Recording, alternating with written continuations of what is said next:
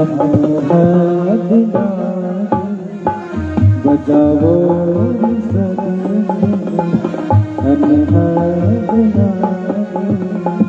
बजाओ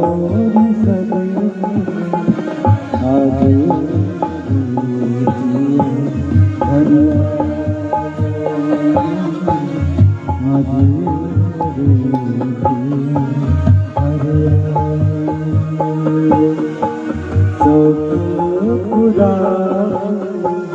माटी लगाओ जब माटी लगाओ बोले मेरा प्यार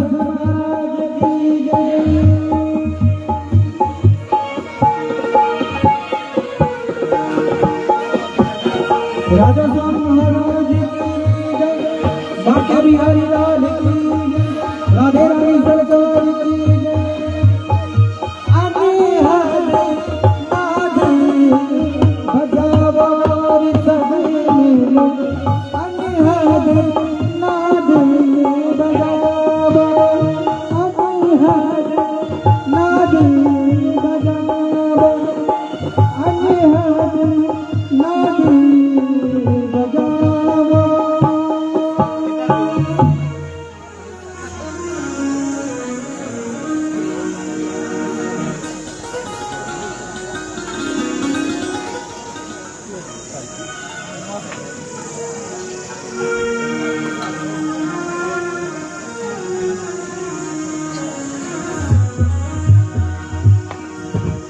अब तो दीदार दिखा तेरा हो दिखा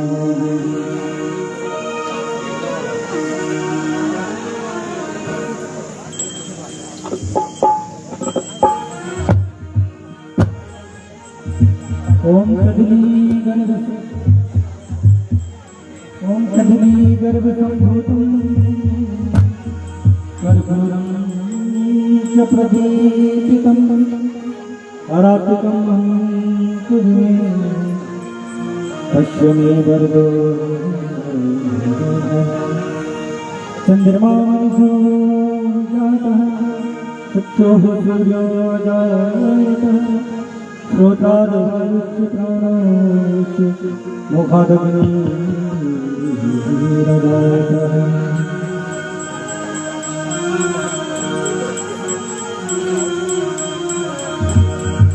बांके बिहारी तेरी आरती गाओ कुंज बिहारी तेरी आरती गाओ बांके बिहारी तेरी आरती गाओ कुंज बिहारी तेरी आरती गाओ आरती गाओ श्यामा तुमको मनाओ आरती गाओ श्यामा तुमको मनाओ बिहारी तेरी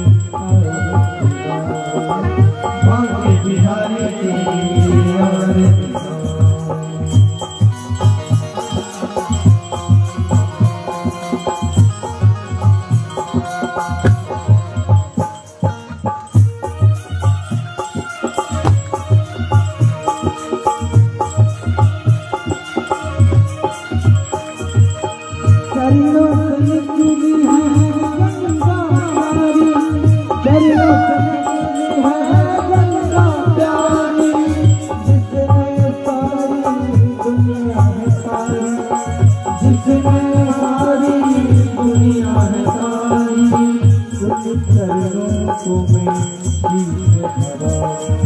तुमने चरणों में बांके बिहारी तेरी आरती गाओ बांके बिहारी तेरी आरती गाओ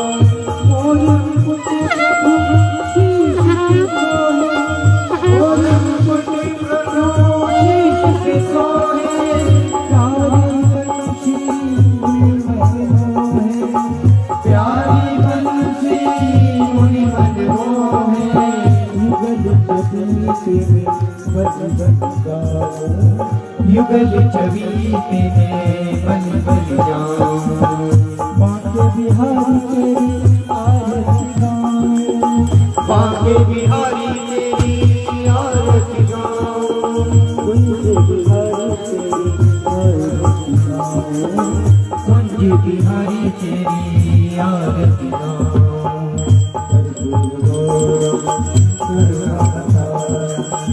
संसार सारं भुजगेन्द्रहारं सदा वसन्तं हृदयारविन्दे भवं भवानी सहितं नमामि। त्वमेव माता सपिता त्वमेव, त्वमेव बन्धुश्च सखा त्वमेव, त्वमेव विद्या द्रविणं त्वमेव, त्वमेव सर्वं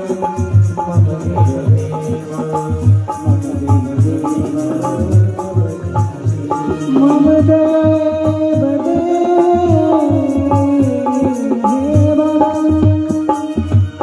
बोलिए बांके बिहारी लाल की, राधे रानी सरकार की, श्री भागवत महापुराण की, गायत्री मैया की, वेद व्यास महाराज की।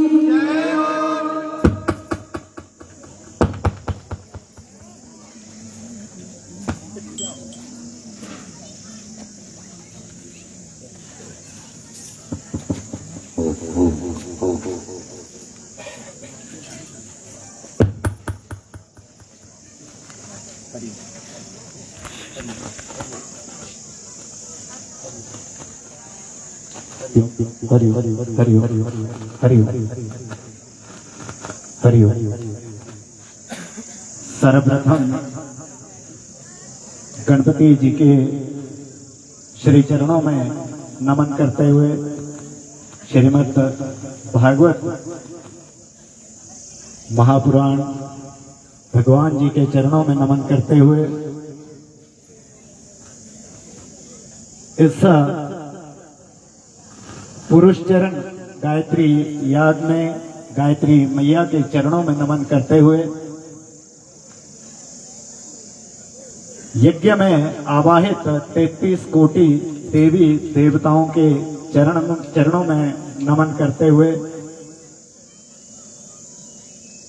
व्यास गद्दी पर विराजमान आचार्य श्री जितेंद्र शास्त्री जी, इनके चरणों में नमन करते हुए हमारे बीच में आज इस गायत्री याग में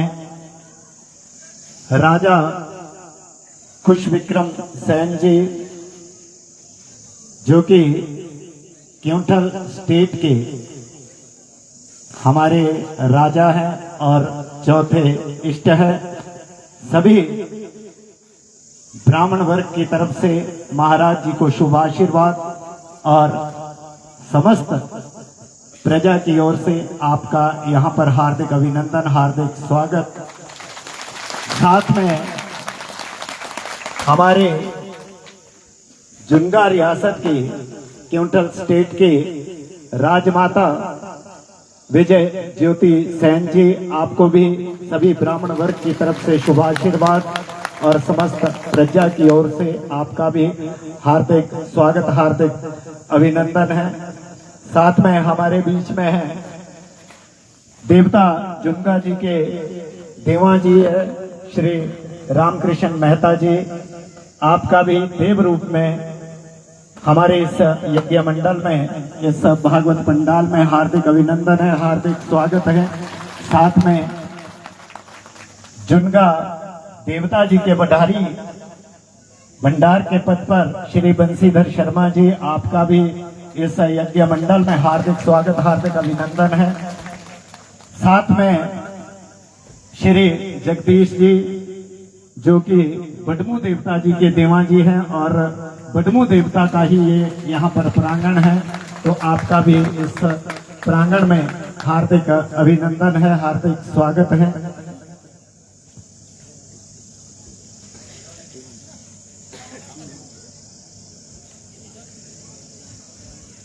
साथ में श्री राकेश शर्मा जी, जो कि जुनगा से हमारे विद्वान शास्त्री जी हैं, इनका भी यहाँ पर हार्दिक अभिनंदन, हार्दिक स्वागत है। अब मैं इस यज्ञ में हमारे साथ जिन्होंने विशेष रूप से यहाँ पर आप लोगों के समक्ष वैदिक मंत्रों के द्वारा, पौराणिक मंत्रों के द्वारा यहाँ पर नित्य पूजा करवाई, डॉक्टर नीरज शर्मा जी जो कि इस यज्ञ में आचार्य थे, और इनके साथ कैलाश शर्मा जी जो कि इनके सह आचार्य थे। इन्होंने इस यज्ञ में पूजन में सहायता की। अब जो बाहर नित्य हवन हो रहा था उसमें जो हमारे आचार्य पद पर थे श्री युगल शर्मा जी, और इसमें जो विशेष रूप से इस यज्ञ में जिनको ब्रह्मा के पद पर बिठाया गया था, हमारे भाई मुकेश अत्री जी जिन्होंने ब्रह्म पद को यहाँ पर स्वीकार किया, और उनके देख रेख में ये सारा यज्ञ, हवन यज्ञ इत्यादि संपन्न हुआ।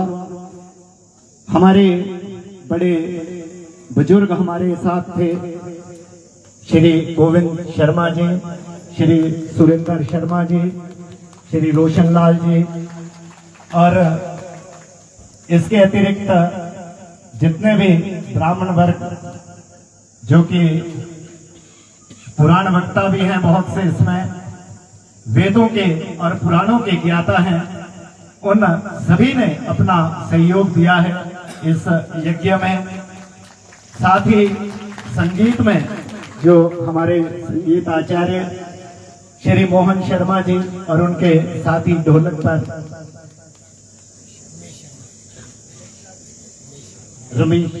उमेश शर्मा जी,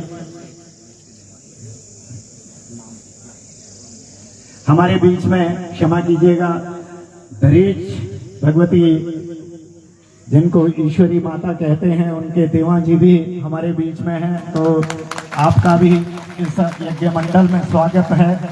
साथ ही हमारे बीच में हैं यहाँ पर श्री शंकरलाल पुजारी जी जो कि यहाँ माहूनाग मंदिर के पुजारी जी हैं, आपका भी स्वागत है। हमारे बीच में परम आदरणीय हमारे मास्टर श्री हीरालाल जी हमारे बीच में हैं, आपका भी स्वागत है। और श्री किशन ठाकुर जी भी हैं, और जो भी यहाँ पर हमारे मेहमान हैं सभी का यहाँ पर हार्दिक स्वागत है, हार्दिक अभिनंदन है।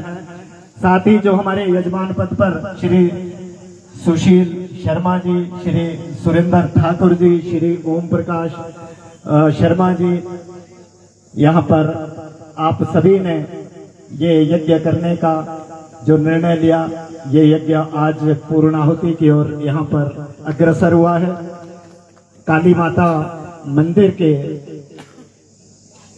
जो कमेटी है इनके देखरेख में हुआ। श्री जितेंद्र शास्त्री जी जिन्होंने काली माता के प्रांगण में, वैसे ये कमेटी 18 पुराण पूरे करवा चुकी है, जिसमें लगभग 11 या 12 पुराण श्री जितेंद्र शास्त्री जी ने किए, जिसमें कि पद्म पुराण जो कि 27 दिन का लगातार, इसमें कोई ब्रेक नहीं दिया गया, 27 दिन तक किया गया, और स्कंद पुराण जो कि 45 दिन का होता है, इसको 47 दिन तक लगातार बिना ब्रेक के, बीच में कोई विश्राम नहीं दिया गया, तो इनके द्वारा यहाँ पर करवाए गए। तो मैं आप सभी का यहाँ पर पुनः एक बार हार्दिक अभिनंदन, हार्दिक स्वागत करता हूँ, और अब कथा में प्रवेश करते हैं। जय श्री कृष्ण। बोलिए भागवत भगवान की जय, व्यास जी महाराज की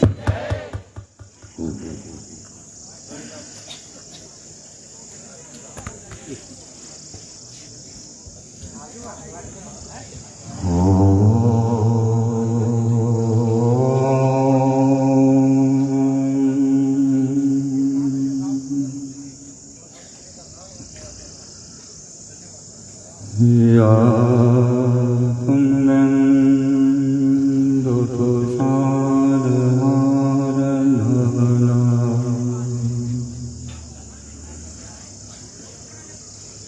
या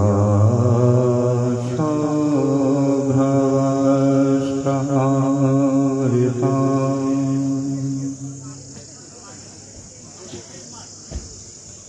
या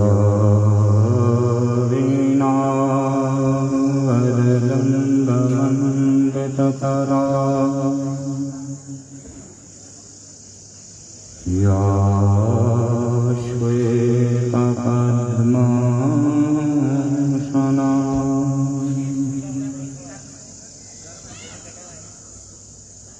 या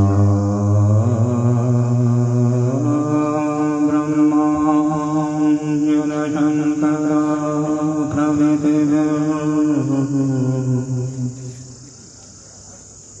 देवैः सदा वन्दिता मां पातु सरस्वती भगवती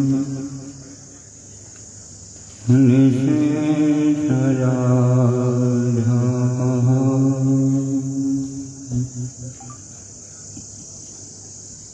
प्रातः यस्या कुमारी कुमरीकलिकया जाप्यमाला जपन्ति मध्याह्ने प्रौढरूपा विगतवदने चारुनेत्रे विशाले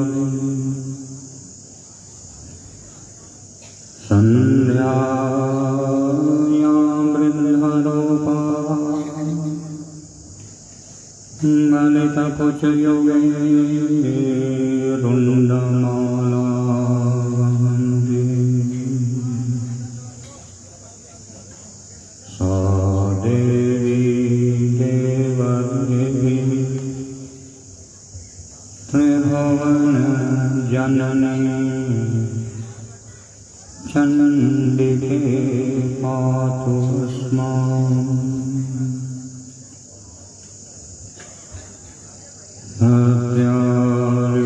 हत्यारीरकलार्जितां भृशगहिदा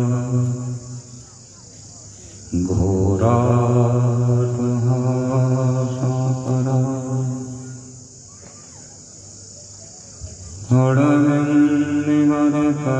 हरविन्दिवरकर्णिकरवरभुजा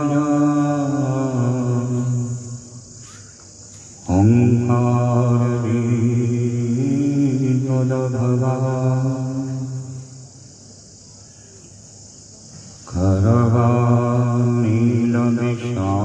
करवानीलविशालपिङ्गलजटा जूटे गणामेयुता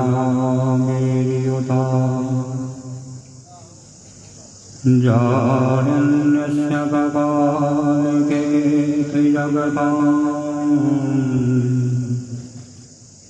हन्त्युग्रतारस्वयम् वंशी भगवचितकरा नवनीलनाभा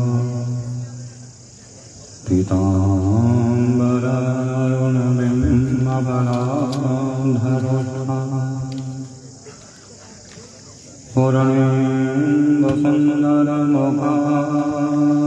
पूर्णेन्दुसुन्दरमुखारविन्दनेत्रा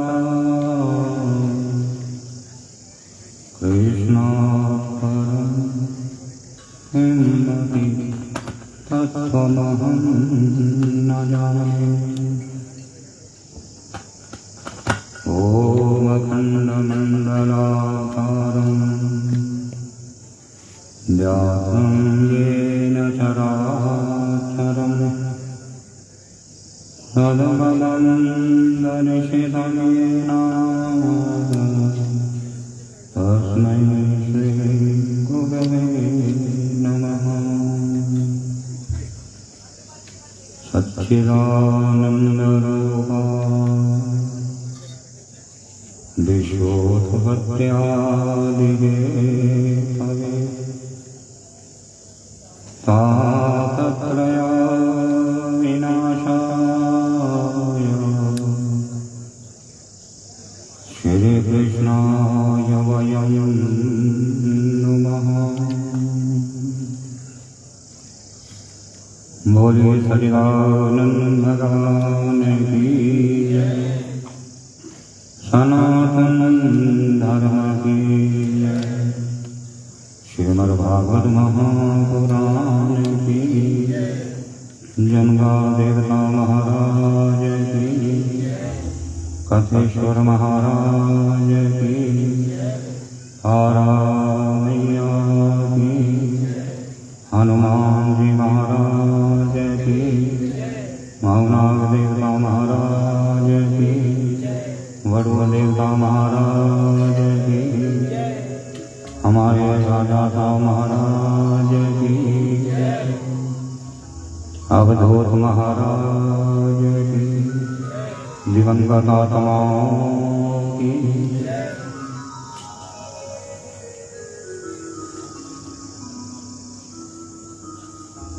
परमपिता परमेश्वर का अभिवंदन करने के उपरांत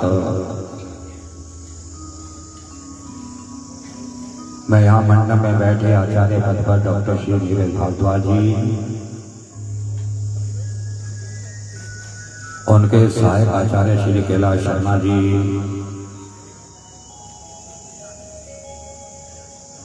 और हवन के यज्ञाचार्य श्री युगल शर्मा जी,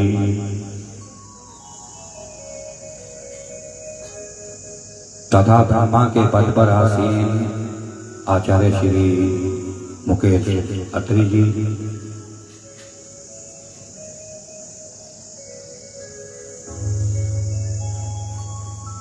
तथा अनुभवी कर्मकांडी ब्राह्मण आदरणीय श्री गोविंद शर्मा जी, सुरेंद्र जी, रोशनलाल जी, और आप सभी भगवत प्रेमियों का इस महान याग में स्वागत है।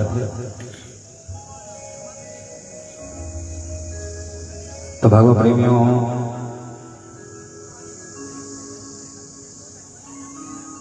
कितना बड़ा सौभाग्य हमें जीवन में आज मिला है कि आज हमारे बीच हमारे क्योंठल रियासत के महाराजा श्री 105 खुश प्रेम सिंह जी तथा क्योंठल रियासत की राजमाता जी, हम सभी को यहाँ आशीर्वाद देने के लिए विराजित।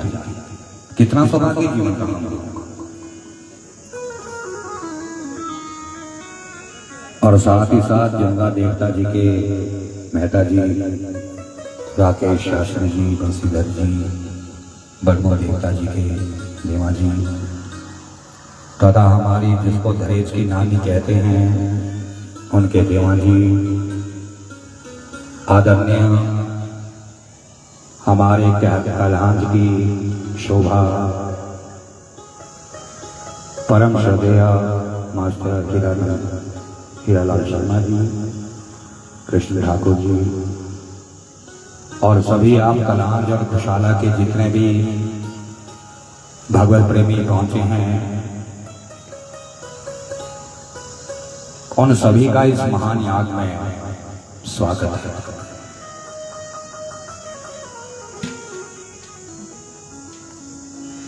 कितना बड़ा याग हमारे इस पुण्य क्षेत्र में हुआ, अनुभव हुआ हमें भी। देखना तो बड़ी दूर की बात रही, सुना भी नहीं इतना बड़ा यज्ञ अपने क्षेत्र में गई।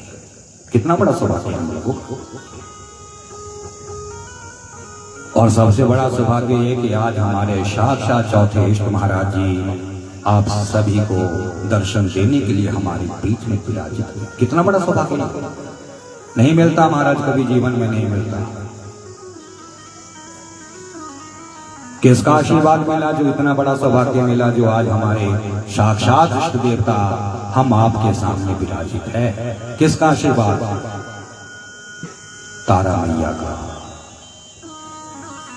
हनुमान जी महाराज का, जनगा देवता का, बडगों देवता का और हमारे गधेश्वर महाराज का। कितना विवाह! सोचा भी नहीं था किसी ने कि ऐसा महान यज्ञ हमारे इस पुण्य क्षेत्र में होगा।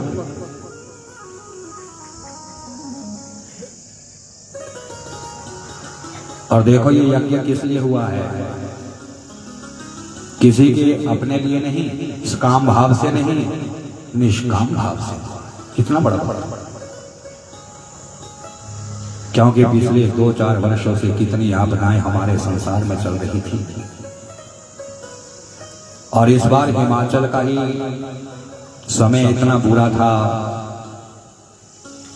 कि पीछे विश्व आपदा में कितनी बेचारी दिवंगत आत्माएं चली गई।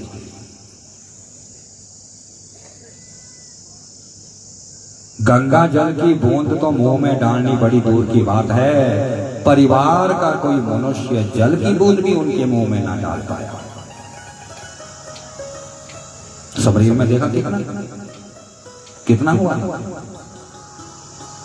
सब बेचारे भोलेनाथ को प्रसन्न करने के लिए, उनकी पूजा करने के लिए उनके दरबार में गए, लेकिन काल का चक्कर देखो, काल का चक्कर कितना बुरा चला कि बेचारे वही दबकर मृत्यु को प्राप्त हो गए। दर्दनाक था वो दृश्य देखने का। कई दिनों के बाद जब खुदाई की गई तो उसमें देखो दादा और पोती पकड़ रखा था। दादा ने हाथ अपनी पोती का। एकदम तो नहीं मरे होंगे ना, थोड़ी सांसें तो रही होगी जब दबे होंगे, तो कितनी पीड़ा हुई होगी दादा के मन में उस छोटी सी बच्ची को अपने साथ रखकर देखकर। क्या सोच रहा होगा उस समय? बड़ा दुखदायी दृश्य था। उसके बाद देखो जंगलों में आग का तांडव चला। कोई जंगल नहीं छूटा जहां पर आग ने अपना तांडव न दिखाया हो। बेचारे कितने जीव जंतु तड़फ तड़फ के वहां पे मरे होंगे, जिन्होंने अभी संसार देखा भी नहीं था, जो अभी अंडे मात्र में ही बैठे हुए थे। कितने तड़प होंगे। जलने की कितनी दाह होती, कितनी पीड़ा होती जलने की, बहुत होती।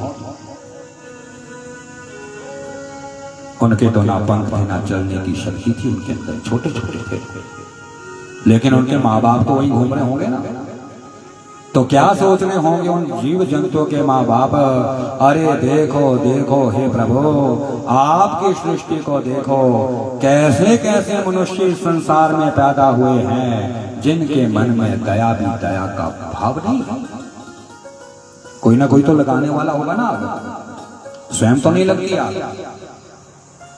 और कितना दोष लगा होगा उस आदमी को जिसके द्वारा इतने जीव जंतुओं का नाश हुआ है। लेकिन गलती एक ने करी, भुगतनी सबको पड़ती है। हाँ लगी होगी उनकी जो बेजुबान होंगे, जिनके माँ बाप अपने बच्चों को जलता हुआ देख रहे होंगे, क्या शाप दे रहे होंगे अपने मुख से। अरे देखो देखो हिमाचल वासियों को देखो, अरे देव भूमि है, देवताओं का वास यहाँ पर होता है, लेकिन इनके मन में दया बिल्कुल भी नहीं। तो दोष लगा है उसका। तो उस दोष को निवारण करने के लिए ही यहां आप लोगों के सहयोग से यह गायत्री पुरुष चरण महायाग का और श्रीमद् भागवत का आयोजन हुआ है, ताकि उनकी आत्मा को शांति मिले। मुक्ति को देने वाली है ये गायत्री, वेदों की माता है ये गायत्री, और इतने विद्वान आप लोगों के बीच में विराजित है। ऐसा सौभाग्य कब मिलेगा? और इतने अच्छे विद्वान है कि बड़े विधि से इन्होंने गायत्री मां को प्रसन्न किया, और आज जितनी भी दिवंगत आत्माएं गई होगी उन सभी की आत्मा को शांति अवश्य मिलेगी। और सभी दिवंगत आत्माएं आशीर्वाद दे रही होगी इस समय इस पूरे क्षेत्र को, क्योंकि कलहाज वालों ने बहुत सहयोग किया महाराज यहाँ पर, कुशाला वालों ने भी बहुत सहयोग किया है यहाँ पर। 2 परगणों में 5 पंचायतें हैं और 5 पंचायतों ने भरपूर सहयोग किया है। और ऐसा ही होना चाहिए, सहयोग, प्यार होना चाहिए, प्रेम होना चाहिए आपस में। कहते यदि आपस में प्रेम हो गया, क्योंकि 2 ही तो परगणे, और मेरा सौभाग्य कितना बड़ा देखो, कलाज में हमारा जन्म हुआ और कुशाला में हमारा नानका है, तो दोनों जगह हमारा बराबर संबंध है। तो हमारा भी ये परम कर्तव्य बनता है कि जब भगवान ने हमें ब्राह्मण कुल में जन्म दिया है और देवी देवताओं का आशीर्वाद जब हमें प्राप्त हुआ है और ऐसी ऐसी दिव्य मूर्ति, क्योंकि क्योंथल रियासत से तो बहुत पुराना संबंध है, हमारे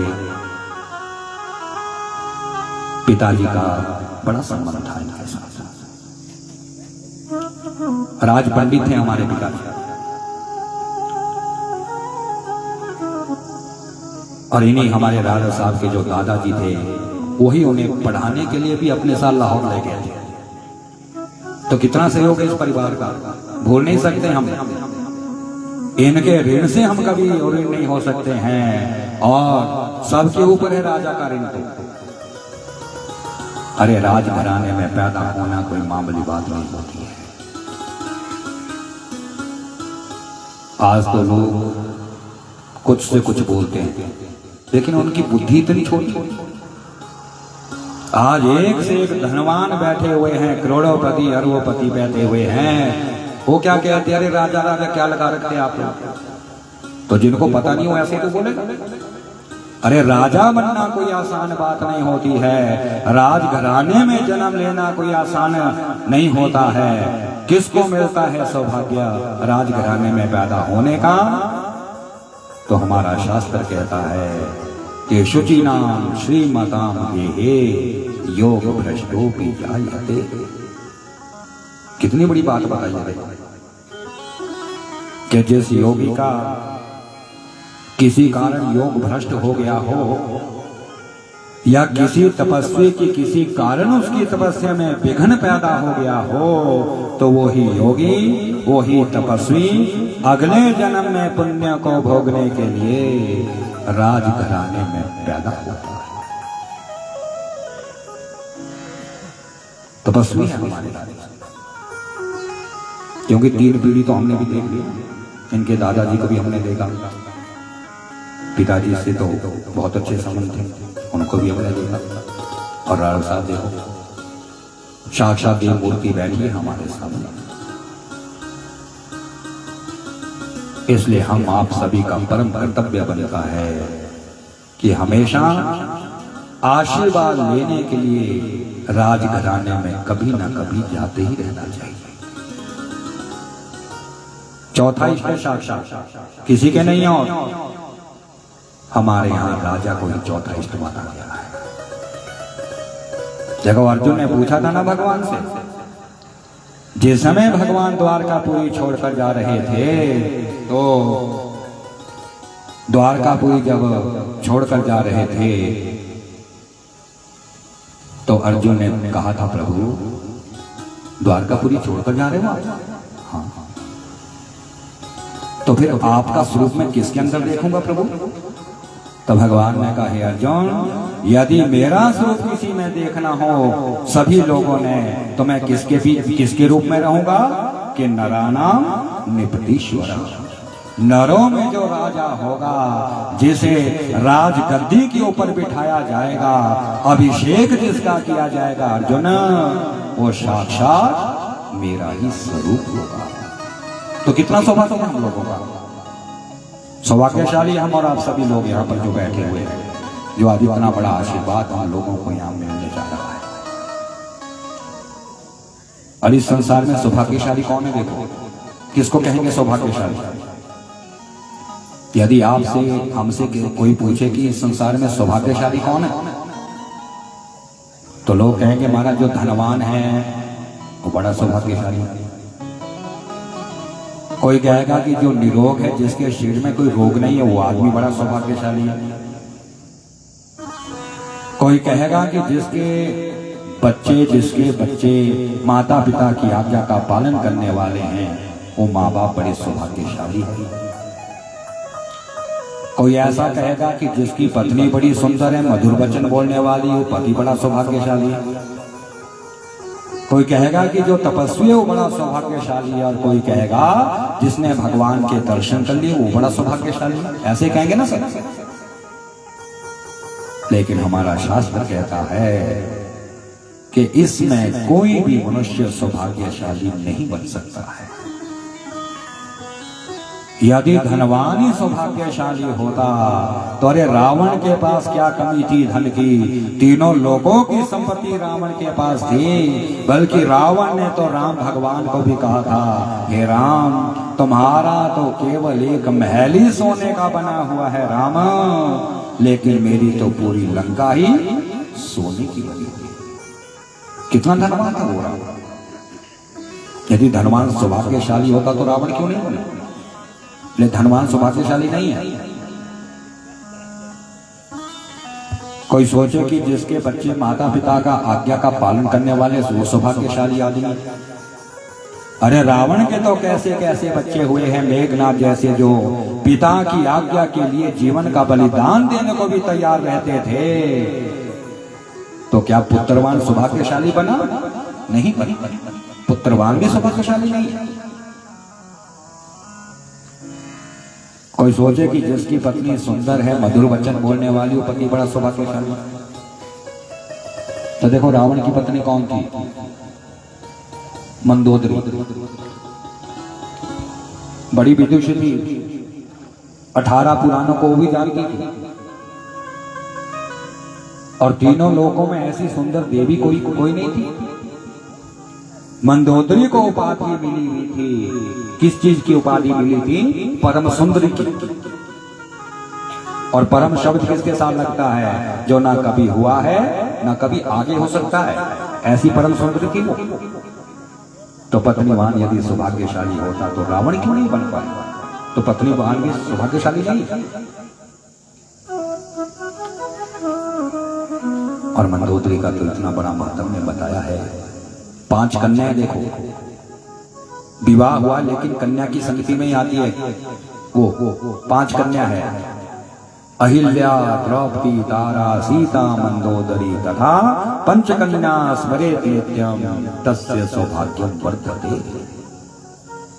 कहते सुबह उठकर जो इन 5 कन्याओं का नाम माता अपने मुख से लेती तो उसके पति के सौभाग्य की वृद्धि होती है।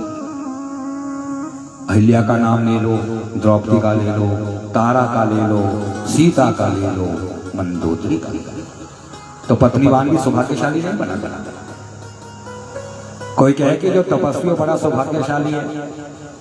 अरे रावण ने तो कितनी कठिन तपस्या करी कि भोलेनाथ को प्रसन्न करने के लिए अपना एक शीश काटकर, सिर काटकर हवन कुंड में जला रहा था। तो क्या वो सौभाग्यशाली बना? नहीं बना। तो तपस्वी भी सब सौभाग्यशाली नहीं हुआ। कोई कहे कि जिसको भगवान के दर्शन हो गए वो बड़ा सौभाग्यशाली है। तो रावण को तो किस किस के दर्शन नहीं हुए जीवन में? राम भगवान के दर्शन हुए रावण को, सीता माँ के दर्शन हुए रावण को, भोलेनाथ के दर्शन हुए रावण को, हनुमान जी के दर्शन हुए रावण को। तो क्या वो सौभाग्यशाली बना? नहीं बना। तो इसमें कोई भी सौभाग्यशाली नहीं है। तो फिर पूछा, फिर संसार में सौभाग्यशाली कौन? कहते केवल 2 ही आदमी के संत समागम हरि कथा, तुलसी दुर्लभ धोए सुत दारा गृह लक्ष्मी पापी के भी। ये तो पापी के भी होता है ना, पत्नी भी होती है, धन भी होता है, संपत्ति भी होती है, सब कुछ होता है। पापियों के भी तो होता है। लेकिन 2 ही आदमी सौभाग्यशाली बताए इस संसार में। कौन? पहला वो जिसको जीवन में ऐसी मूर्तियों के दर्शन हो जाए, जो साक्षात एक स्वरूप है, वो बड़ा सौभाग्यशाली है संसार।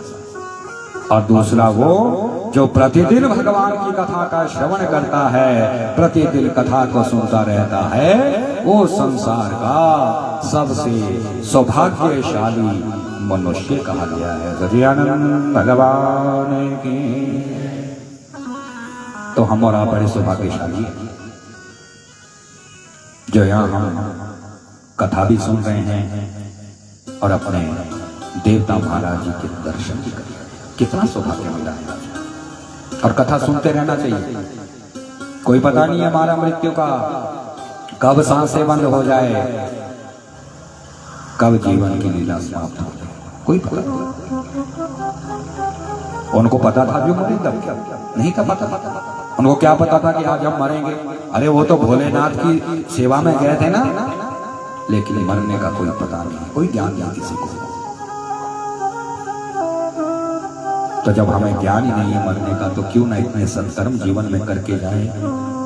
क्यों ना भगवान का नाम लेते हुए संसार से जाएं, ताकि हमारा अगला जन्म सार्थक बन सके। ले कथा सुनते रहो, सुनते रहो, कथा सुनते रहो। ये महासाधन बनेगा हमारे जीवन का। बताया था ना आपको, एक प्रसाद होता है और दूसरा महाप्रसाद। वैसे एक साधन होता है, दूसरा महासाधन। प्रसाद किसको कहते हैं? जो हमारे मंदिरों में चढ़ाया जाता है उसको प्रसाद कहते हैं। और जो जगन्नाथपुरी में चढ़ाया जाता है उसको क्या कहते हैं? महाप्रसाद। क्योंकि जगन्नाथ में चढ़ाए हुए को यदि प्रसाद कहा गया तो कहते उसे जगन्नाथ भगवान का अपमान हो जाता है। तो जो हमारे यहाँ चढ़ाते उसको प्रसाद कहते हैं, और जो जगन्नाथ में चढ़ाया जाता है उसको महाप्रसाद कहा जाता है। वैसे एक साधन बना है और दूसरा महासाधन बना है। तो महासाधन किसको कहा? कि श्रोत्रेण श्रवणम तस्य वचसा कीर्तनम तस्य मनसा मननम तस्य महासाधन उच्यते। कानों से कथा सुनते रहो, सुनते रहो, प्रतिदिन कथा सुनते रहो। और जब कथा सुन ली तो उस कथा को वाणी से बोलते रहो, बोलते रहो। कहते जब आदमी ने सुन भी लिया, बोल भी लिया, उसके बाद अगर उसका मनन कर दिया तो फिर वही साधन महासाधन बन जाता है। और भगवान ने देखो खुद शास्त्रों में कहा है, क्या कहा भगवान? भगवान कह रहे हैं कि नित्यम मम कथा यत्र यत्र तिष्ठन्ति वैष्णवा कली वाही नरास्ते में ये अर्चयन्ति सदा। क्या कहा देखो भगवान कि नित्य जहां पर मेरी कथा चलती रहती है और नित्य जहां पर मेरे वैष्णव लोग मेरी बैठकर अर्चना करते, आराधना करते, पूजा करते हैं, वहां पर कलियुग का कोई भी प्रभाव मनुष्य के ऊपर नहीं पड़ता। राजा परीक्षित, क्योंकि परीक्षित को कथा सुनाई जा रही है, मृत्यु होनी है ना परीक्षित की आज तक्षक नाग के द्वारा।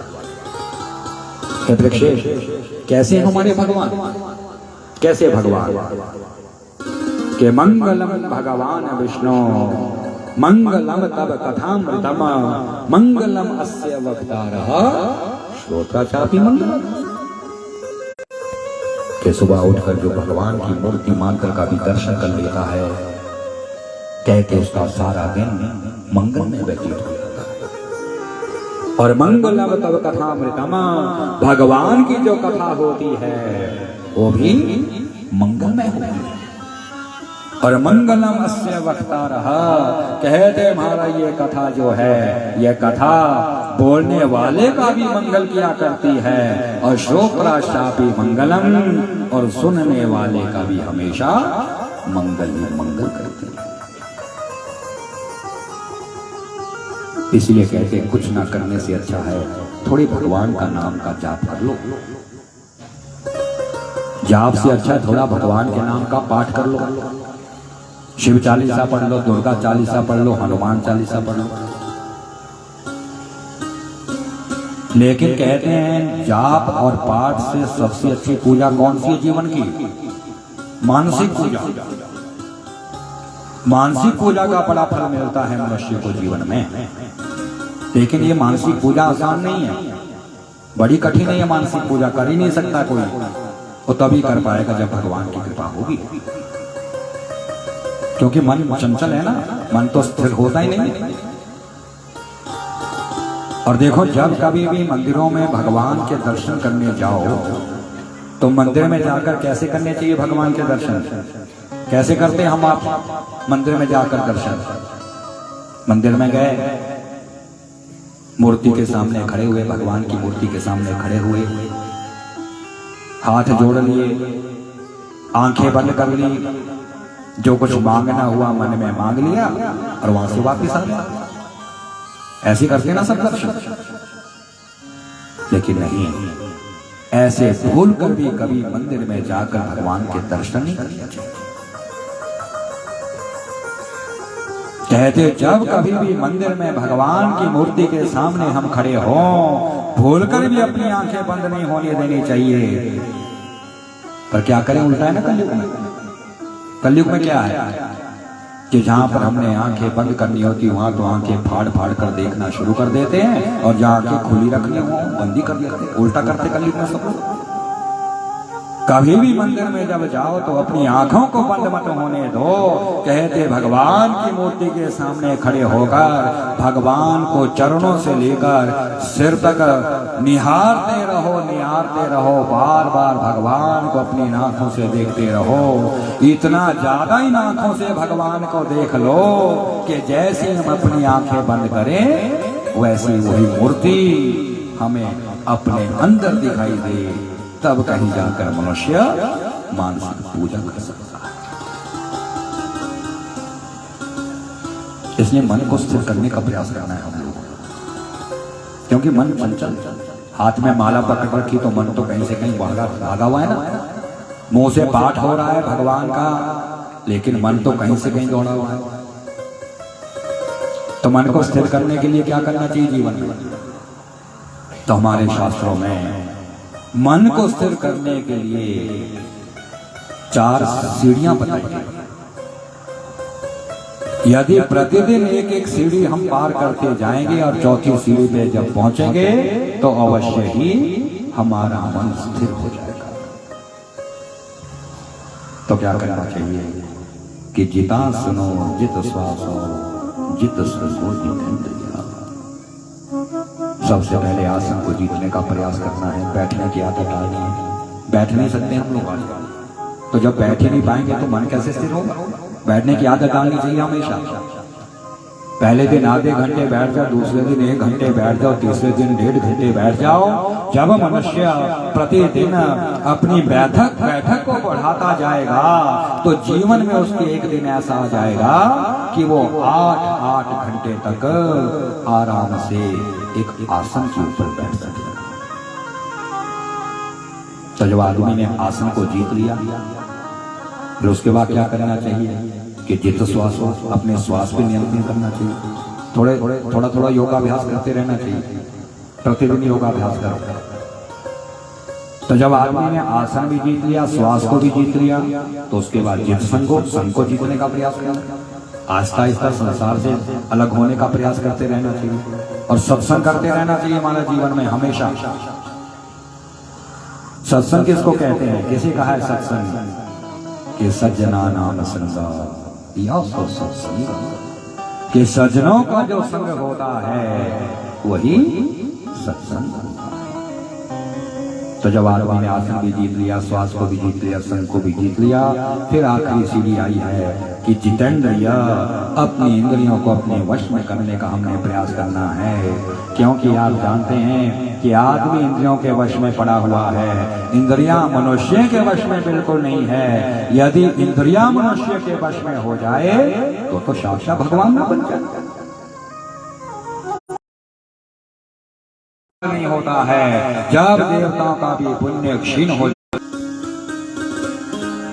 थोड़ा अच्छा काम करेंगे, सत्कर्म करेंगे, थोड़े ऊपर उठ जाएंगे, यानी कि मनुष्य से देवता बन जाएंगे। मिश्रित कर्म करेंगे, थोड़ा पाप ज्यादा पुण्य दोबारा मनुष्य बनेंगे। और यदि पाप ही पाप करते रहेंगे तो 80 लाख योनियों में भटकना पड़ेगा। और कौन सी है देखो 80 लाख योनियां जो भटकनी पड़ती है फिर? तो शास्त्र कह रहा है कि जलजा नवलक्षाणी, जल में जो जीव जंतु रहते हैं उनकी कितनी लाख योनियां देखो, वो कोई एक आधी योनि के नहीं है। जो जल में जीव जंतु रहते हैं उनकी 9 लाख योनियां हैं। और स्थावरा लक्ष्य विंशति, और जो ये स्थावर योनियां होती है ना, ये 20 लाख योनियां हैं। किसको कहते हैं स्थावर योनि? जैसे ये पहाड़ है, पेड़ है, ये सब योनियां, पेड़ भी योनि माना, सुख दुख होता है इनको, बहुत सहन करते बेचारे वृक्ष सुख दुख, लेकिन मुंह से बोल नहीं सकते, लेकिन सुख दुख इनको भी सहना पड़ता है। तो जल में रहने वाली कितनी लाख योनियां बताई? 9 लाख। और ये पेड़ पौधे पत्थर आदि जो स्थावर योनियां कितनी बताई? 20 लाख। तो 20 और 9 29 लाख। और कृमियों रुद्र लक्षानी और जो ये कीड़े मकोड़े आदि हुआ करते हैं, कहते हमारा इनकी 11 लाख योनियां होती है। तो 29 और 11 40 लाख योनियां होती। और पक्षी ने 10 लाख कहा। ये जो पक्षी होते हैं इनकी कितनी योनियां हैं? 10 लाख। तो 40 और 10 50 लाख योनियां होती। और त्रिशम लक्षानी पशुआ और जो ये हमारा पशु आदि होते हैं इनकी 30 लाख योनियां होती है। तो 50 और 30 80 लाख योनियां हो गई। तो कहते हैं 80 लाख योनियां भोगने के बाद चतुर्लक्षानी मानवा, देखो मनुष्य की जो योनियां हैं कितने लाख है? 4 लाख। मनुष्य भी कोई एक योनि के नहीं है, 4 लाख योनियों के मनुष्य होते हैं। तरह तरह का संसार है आज। बेचारे संसार में किसी की टांगे नहीं, किसी की बाजू नहीं, किसी की आंखें नहीं, किसी का कुछ नहीं, किसी का कुछ नहीं। तरह तरह का संसार है। ये अपने कर्मों के द्वारा ऐसा शरीर मिलता है सबको। इसलिए कहते हैं मनुष्य योनि पाना बड़ी कठिन है। इसलिए इतने अच्छे कर्म करने का प्रयास जीवन में हमने करना है कि यदि हम देवता ना बन पाए तो कम से कम मनुष्य बनकर तो आ जाए। तभी तो कहा है क्या? मित्रता करो किसके साथ? भगवान के साथ। बाकी नहीं करनी चाहिए किसी, क्योंकि बाकी तो सब स्वार्थी मिलेंगे, मतलबी मिलेंगे। स्वार्थ निकल गया, मित्रता दूर हो गई। सच्चा मित्र जो जीवन में है हम सभी का कौन है? हमारे परम पिता परमेश्वर। देखो आप जानते हैं भगवान का एक सबसे प्यारा मित्र था। कौन? सुदामा।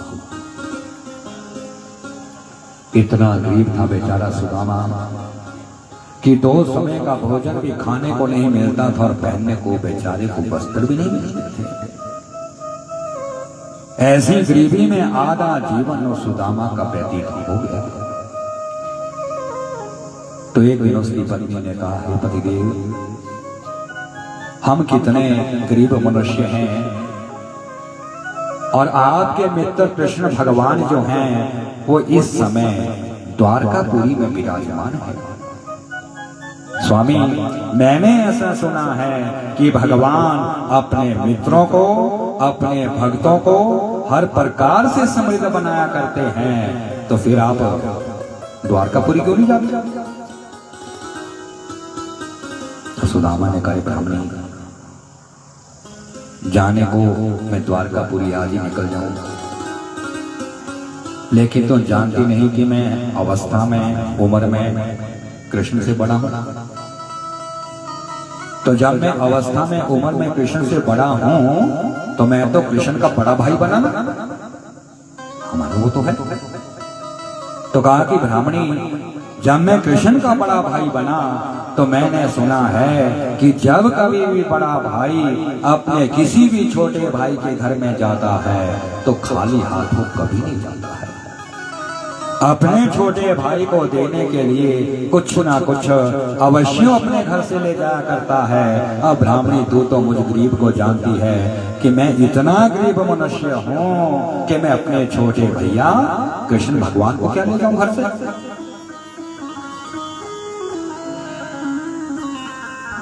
तो जब सुदामा ने बात कही तो पत्नी ने कितनी अच्छी बात बताई। उसकी पत्नी ने कहा, पतिदेव, यदि हम गरीब हैं तो क्या हो गया? अरे ये तो सब भाग्य की बातें होती है ना, क्योंकि लिखतम पे ललाटे प्रोझि तुमको समर्था कि विधाता ने जो मनुष्य के भाग्य में एक बार लिख लिया होता है स्वामी, उसको स्वयं विधाता भी नहीं मिटा सकता है। ये अमीरी और गरीबी तो सब भाग्य की बातें हुआ करती है, लेकिन पतिदेव, मनुष्य का दिल छोटा नहीं होना चाहिए, मनुष्य का दिल बड़ा होना चाहिए। क्योंकि देखो मनुष्य की अमीरी किससे देखी जाती है? मनुष्य की अमीरी पैसे से, धन से कभी नहीं नापी जाती। कहते पैसा ना होते हुए भी जिसका दिल बड़ा होता है वो संसार का सबसे अमीर मनुष्य कहलाता है, और पैसा होते हुए भी जिसका दिल छोटा होता है वो संसार का गरीब से गरीब मनुष्य कहलाता है। और स्वामी दिया तो वही जाता ना जो अपने घर में होता है। और बताइए बाप, इतने अमीर पति मुझे मिले हैं, इतने संतोष पति आप मुझे मिले हैं कि जब आप भिक्षा मांगने गांव में जाते हो तो केवल 2 ही घर से भिक्षा मांग कर आप लाते हो, चाहे परिवार भूखा भी क्यों ना रह जाए, तीसरे घर में कभी भिक्षा मांगने भी आप नहीं जाते हो। इतना संतोष आपके मन में भरा हुआ है, तो आप जैसा अमीर पति मुझे तीनों लोगों में कहां मिलेगा? और दिया तो वही जाता है जो अपने घर में होता है। इसलिए आप चिंता क्यों करते हो स्वामी? ठीक है, यदि आप अपने छोटे भैया कृष्ण भगवान को अपने घर से ले जाना चाहते हो कुछ, तो कल जो आपने 4 मुट्ठी चावल भिक्षा में मांग के लाए थे, मैं वो 4 मुट्ठी चावल आपकी धोती में बांध देती हूँ। द्वारकापुरी में जाकर आप अपने छोटे भैया को वो 4 मुट्ठी चावल दे देना। अब देखो, ऐसा कहकर आज उस बेचारी ब्राह्मणी ने 4 मुट्ठी चावल सुदामा की धोती में बांध दिए। चल पड़े आज सुदामा अपने भगवान से मिलने के लिए, अपने प्यारे मित्र कृष्ण भगवान से मिलने के लिए। अब चलते चलते सुदामा जब द्वारकापुरी के मुख्य दरवाजे पर पहुंचे तो वहां पर द्वारपाल खड़ा था। तो बेचारा सुदामा हाथ जोड़कर कहने लगा, द्वारपाल मेरे लिए काम कर दो कि अंदर जाकर मेरे भगवान को ये सूचना पहुंचा दो कि उनका सबसे पुराना और सबसे प्यारा मित्र सुदामा जो है वो दरवाजे के बाहर उनकी राह देख रहा है। द्वारपाल ने सोचा, क्या बात कर रही है, ये भगवान का मित्र कैसे हो सकता है? देखो इसके शरीर पे मैल तो देखो, ऐसा लगता है कई दिनों से स्नान भी नहीं किया इसने, और कमजोरी से इसका पेट और पीठ किस प्रकार से इकट्ठा हुआ। फिर द्वारपाल ने विचार किया, वो द्वारपाल ने सोचा चलो चलो, मैंने सुदामा से क्या लेना है, मैंने तो अंदर जाकर अपने भगवान को बताना है। जैसे वहां से द्वारपाल उठकर जब भगवान के मुख्य महल में गया तो अंदर जाकर क्या देखा कि अंदर हमारे भगवान जो हैं वो अपनी 16,108 रानियों के साथ शार पाशा खेल रहे हैं। सत्यानंद भगवान की देखा कि वो तो अपनी पत्नियों के साथ खेल रहे हैं। अचानक जैसे भगवान की नजर दरवाजे पर गई और द्वारपाल को जब वहां पे खड़े देखा तब पूछा, द्वारपाल कैसे आना हुआ तुम्हारा? तो कहा, प्रभु हमारा बाहर मुख्य दरवाजे पर कोई सुदामा नाम करके एक आदमी खड़ा है जो ऐसा कह रहा है कि वो आपका सबसे प्यारा मित्र है। भगवान ने कहा, क्या सुदामा दरवाजे पे खड़ा है? हाँ प्रभु। अब देखो, आज जैसे भगवान ने सुदामा का नाम सुना, कहते सुदामा का नाम सुनते ही आज भगवान अंदर से ही बेचैन हो उठे। जो खेल अपनी पत्नियों के साथ खेल रहे थे, सारा खेल भगवान ने एकदम से छोड़ दिया। अपने आसन से खड़े आज भगवान हो गए। भागे भागे नंगे पांव भगवान बाहर निकल गए और बाहर जाते ही सुदामा के पैरों पर गिरकर उसके पांव छूने लगे। सत्यानंद भगवान की कितनी बड़ी मित्रता निभा रहे हैं, देखो आज भगवान। और आज कलयुग का कोई साधारण सा मनुष्य, आज कलयुग का कोई मित्र यदि कहीं ऊंची पदवी के ऊपर जाकर बैठ जाए तो आज का मित्र अपने मित्र को भी पहचानने से मना कर देता है। लेकिन धन्य हो प्रभु, आप धन्य हो। देखो भगवान को, देखो आज भगवान सुदामा के पैरों पर गिरे हुए हैं। कितनी बड़ी मित्रता निभा रहे भगवान। जैसे भगवान पैरों पे गिरे, एकदम ने सुदामा ने भगवान को उठा लिया, गले से लगा लिया। रोने लगा, बड़ी जोर से रोने लगा, अश्रुधारा निकल गई आज सुदामा की आंखों से। क्यों रोया? क्यों निकले उसके आंसू?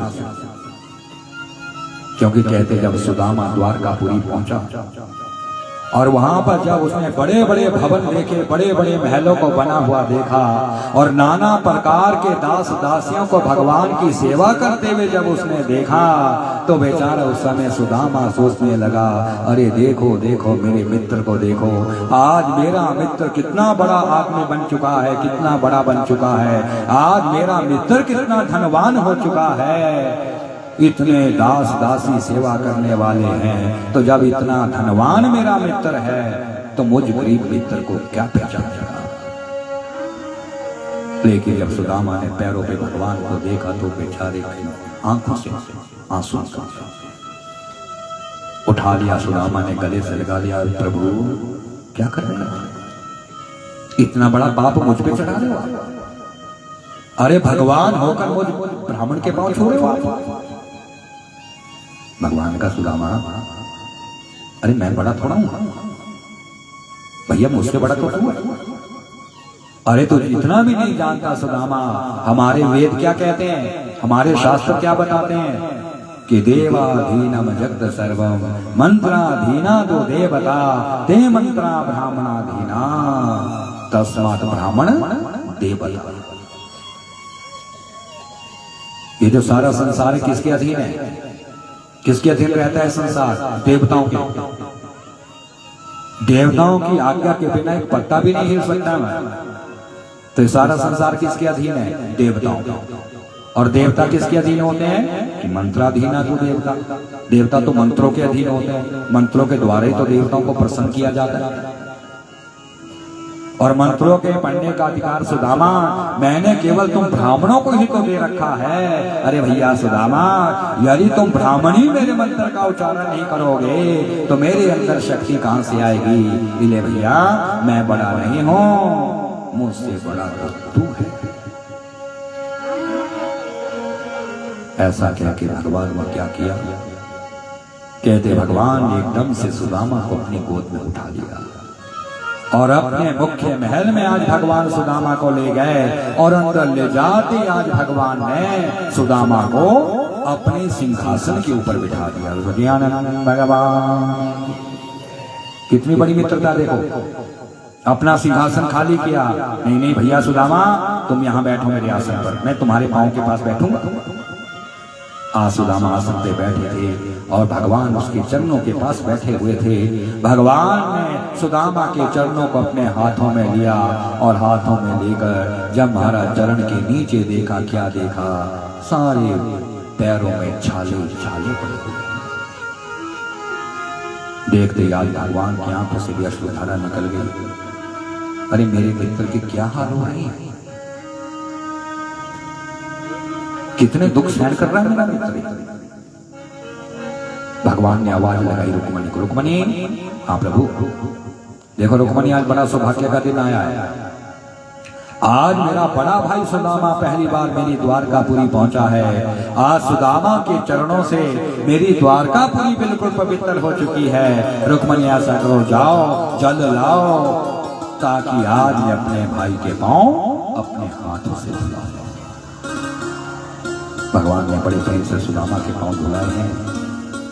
फिर रुक्मणी ऐसा करो, ये जो पांव का धोया हुआ जल है ना, इसे कहीं गंदी जगह में मत गिराना, क्योंकि ब्राह्मण के पांव धोने का फल बड़ा ऊंचा बताया शास्त्रों में कि यत् फलम कपिलादाने कार्तिकाम ज्येष्ठ पुष्करे तत्फलम पांडव श्रेष्ठा विप्राणाम पादजोदने। कहते पुष्कर राज में जाकर जो कपिला गाय के दान का फल मनुष्य को मिला करता है, वही फल अपने घर में बैठे बैठे ब्राह्मण के पांव धोने से मनुष्य को मिल जाता है। बल्कि शास्त्र तो यहाँ तक कहता है, क्या कहता देखो शास्त्र, कि ना विप्रपादोदके कर्दमानि ना वेद शास्त्र ध्वनि गर्जितानि स्वाहा सुधाकार विवर्जितानि शमशान तुल्यानि गृहानि तानि। कहते वो घर वो परिवार शमशान के बराबर है, तुल्य है, शमशान की तरह वो घर। कौन सा? जिसके घर में कभी ब्राह्मण के पांव ना धुलाए गए हो। ना वेद शास्त्र ध्वनि कर जिताने, जिसके घर में कभी वेद ना पढ़े गए हो, जिसके घर में कभी शास्त्रों को उच्चारण ना किया गया हो, वो घर वो परिवार शमशान के तुल्य हुआ करता है। और स्वाहा सुधाकर विवर जिताने, जिसके घर में कभी देवताओं का हवन ना किया गया हो और जिसके घर में पितरों के नाम के पिंडदान ना किए गए हो, कहते वो घर वो परिवार शमशान के तुल्य है। ऐसे घर में भगवान के भक्तों को जल की एक बूंद भी नहीं पीनी चाहिए। अन्न खाना तो बड़ी दूर की बात है, जल भी नहीं पीना चाहिए ऐसे आदमी के घर में। ले रुक्मणी, ये जो पांव का धोया जल है ना, गंदी जगह में मत गिराना। ऐसा करो, ये जल को उठाओ, अपनी छत पे ले जाओ, चारों तरफ जल को गिरा दो, क्योंकि रुक्मणी तुम्हें मालूम होना चाहिए कि हमारे शास्त्रों में कहा है कि यदि किसी सच्चे ब्राह्मण के पांव का धोया हुआ जल अपनी छत पे गिराया जाए तो उस परिवार पर कभी भी पूरी नजर नहीं आती। जैसे रुक्मणी जल गिरा करा भगवान का सुदामा, हाँ प्रभु प्रभु मेरा बड़ा भाई है ना, वो तो सुदामा, मैंने ये भी सुना है कि बड़ा भाई जब आता है तो खाली हाथ तो कभी नहीं आता, छोटे भाई को देने को लाता ही लाता है कुछ ना कुछ। सुदामा बताओ, मुझे देने को क्या लाया अपने घर से? तुम्हारा गरीबी जो होती है, गरीबी सबसे बुरी होती है। अब वो बेचारा सोचने लगा, रे क्या बताऊं मैं भगवान को कि मैं अपने घर से देने को क्या लाया। शर्मा गया बेचारा, चावल की पोटली उसने अपनी बाजू के नीचे छिपा ली। जब भगवान की नजर पड़ी, समझ गए भगवान सुदामा मुझसे कुछ छिपा रहा है। सोचा क्यों ना ऐसा करूं, क्यों ना मैं इसकी धोती को खींचूं, क्योंकि बचपन से साथ पढ़े लिखकर बड़े हुए थे। नाना प्रकार की शरारतें अपने गुरुकुल में दोनों मित्रों ने मिलकर कर रखी थी। भगवान ने सोचा क्यों ना ऐसा करूं, क्यों ना इसकी धोती को खींचूं। अब जब ऐसा मन हुआ तो कहते भगवान जोर से हंसने लगे और हंसते हंसते जैसी भगवान ने एकदम से उसकी धोती को खींचा तो कहते मारा पुराने होने की वजह से वो धोती तो फट गई और वो 4 मुट्ठी चावल पृथ्वी पर गिर गए। सुदामा, मेरी भाभी ने मेरे लिए कितनी अच्छी वस्तु भेज रखी रे, फिर भी छिपाता है इसको। अब ऐसा कह के देखो भगवान ने क्या किया। भगवान ने एकदम से 1 मुट्ठी चावल की उठाई और भगवान ने 1 मुट्ठी चावल की खा ली। जैसी भगवान दूसरी मुट्ठी भी चावल की उठाने लगे तो रुक्मणी ने हाथ पकड़ लिया, अरे प्रभु क्या कर रहे हो, सारे चावल आप ही खा लोगे। अब 1 मुट्ठी चावल तो खा लिया आपने, कम से कम 3 मुट्ठी चावल तो हमारे लिए रहने दो। कैसी रुक्मणी ने 3 मुट्ठी चावल अपने पास रखे तो आज भगवान प्रसन्न होकर कहने लगे, रुक्मणी देखो रुक्मणी, आज मैंने एक ब्राह्मण के हाथ से 1 मुट्ठी चावल खाए हैं। जाओ रुक्मणी, आज मैं अपने ब्राह्मणों को आशीर्वाद देता हूँ कि जब कभी मेरे ब्राह्मणों को किसी प्रकार की कोई भी आवश्यकता पड़ा करेगी तो मैं ब्राह्मणों को हर प्रकार से समृद्ध बनाया करूंगा। और याद रखना रुक्मणी मेरी बात कि जो 3 मुट्ठी चावल तुमने अपने पास बचा कर रख रखे हैं, उन 3 मुट्ठी चावलों से तुम हमेशा क्षत्रिय और वैश्य और शूद्र को सबको दिया करना। किसी के घर में किसी प्रकार की कोई कमी नहीं। इसलिए कहते भगवान अपने पास कुछ नहीं रखता, जो कुछ हम भगवान को देते हो हम चारों वर्णों में बराबर बांट देता है। इसलिए कहा जो देना हो भाव से देना चाहिए, प्रेम से, प्यार से, दिखावे से नहीं, अभिमान से नहीं, क्योंकि भगवान तो केवल भाव का भूखा है। तभी तो कहा है कि भाव का भूखा है वो, और भाव ही एक सार है, और भाव से जो भगवान को भजे उसका बेड़ा पार है। भजन भगवान की। रुक्मणी बहुत प्रसन्न हूं आज, मेरा भाई आया ना, बेचारा इतनी दूर से पैदल चलकर यहां तक आया है, थक भी बहुत चुका होगा, थकावट हो गई मेरे भाई को। ऐसा करो जल गर्म करो ताकि स्नान करे मेरा भाई और थकावट इसलिए उतर जाए। जैसे जल गर्म करके स्नानागार में रखा सामने आकर कहा रुक्मणी ने, प्रभु जल स्नानागार में रख दिया है, अब आप अपने बड़े भैया को स्नान करने को भेज दो। जाओ भैया सुदामा स्नान करो। जैसे सुदामा स्नान करने को जब स्नानागार के अंदर गए तो देखो भगवान ने क्या किया। भगवान ने एकदम से अपनी 16,108 रानियों को अपने सामने बुला लिया और सभी रानियों को अपने सामने खड़े करके कहा, हे रानियों ऐसा करो कि तुम मेरी 16,108 हो, ऐसा करो कि तुम सभी की सभी रानियां भागी भागी अभी स्नानागार के अंदर चली जाओ और वहां जाकर अपने हाथों से मेरे भैया सुदामा के स्नान करवाओ। लेकिन याद रखना, कोई भी मेरी रानी सुदामा को बिना हाथ लगाए भागने निकलने देना। आज सभी की सभी मेरी रानियां मेरे सुदामा को अब अपना हाथ लगा। जैसी भगवान ने आज्ञा दी, कहते वहां से उनकी 16,108 स्नानागार के अंदर चली। विचार करो कितना बड़ा होगा वो स्नानागार, जिसमें आज 16,108 रानियां सुदामा का स्नान करवा रही है। कहते अंदर जाकर जो सुदामा को तेल लगा दे, कोई साबुन लगा दे, जिसको हमारा कुछ ना लगाने को मिले वो क्या करे, वो सुदामा की चोटी कोई खींच दे। कहा था ना भगवान ने हाथ लगाना सबको। सुदामा ने कहा, भाभी ये क्या करती हो? उनने कहा, गेट ये बड़ी मुश्किल से तो आप हमारे हाथ में आए हैं, इसलिए आज हम आपको ऐसा नहलाएंगे कि आप भी जीवन में याद रखोगे कि कभी किन्हीं भाभी ने मुझे नहलाया था।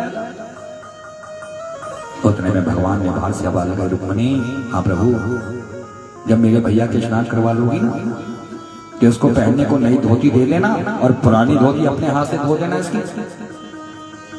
जैसे सुदामा नई धोती पहनकर बाहर निकले, बाहर भगवान अपने आसन के ऊपर बैठे हुए थे। जैसे सुदामा नई धोती पहनकर आया, जोर जोर से हंसते हुए भगवान ने कहा, भैया सुदामा हाँ प्रभु, हो गया स्नान? हो गया प्रभु। उतरी थकावट अब तो नहीं रही? उन्होंने कहा, प्रभु क्या बताऊं, ऐसी थकावट मेरी भाभीयों ने मेरी उतारी कि इन्होंने मेरे सिर की चोटी खींच खींच कर सिर की चमड़ी भी लाल। क्यों कहा था? क्यों कहा था भगवान ने सब हाथ लगाना मेरे सुदामा को? क्योंकि जानते हैं भगवान ये मेरी रानियां जो है कोई साधारण स्त्रियां नहीं है, ये सब वेदों के मंत्र है। यदि आज मेरी सारी रानियां अब अपना हाथ मेरे सुदामा को लगा देगी तो सुदामा की जन्म जन्म की जो गरीबी है वो हमेशा के लिए धुल जाएगी। भगवान की भोजन भी तो बनाओ, भूख भी तो लगी होगी मेरे भाई को। नाना प्रकार के पकवान बने हैं। रुक्मणी ने कहा, प्रभु भोजन तैयार है, भेजो अपने भैया को भोजन करने भेजो। जाओ सुदामा भोजन करो। नहीं प्रभु आप भी चलो मेरे साथ। क्यों? क्योंकि नहाते हुए बड़ी बुरी हालत करी है मेरी, अब भोजन करते कैसी हंसी करेगी। चलो ना आप भी चलो मेरे साथ। भगवान ने कहा, सुदामा तुझे याद नहीं कि सूर्य के रहते हुए दिन में मनुष्य को एक ही बार भोजन करना पड़ता है, तो भैया एक बार तो मैंने भोजन कर लिया है, अब दूसरी बार मैं सूर्य अस्त होने के बाद भोजन करूंगा। लेकिन चलो यदि अपनी भाभीयों से घबराते हो सुदामा, वैसे तुम्हारे साथ बैठने चलता हूं। अब भगवान सुदामा रसोई घर में पहुंच गए। रुक्मणी ने नाना प्रकार के पकवान सजा दिया सुदामा के सामने। बेचारे ने जब नाना प्रकार के पकवानों का थाल देखे तो सोचने लगा, रे मेरी भाभी ने तो नाना प्रकार के पकवान रख रखे, अब खाऊं तो क्या चीज खाऊं?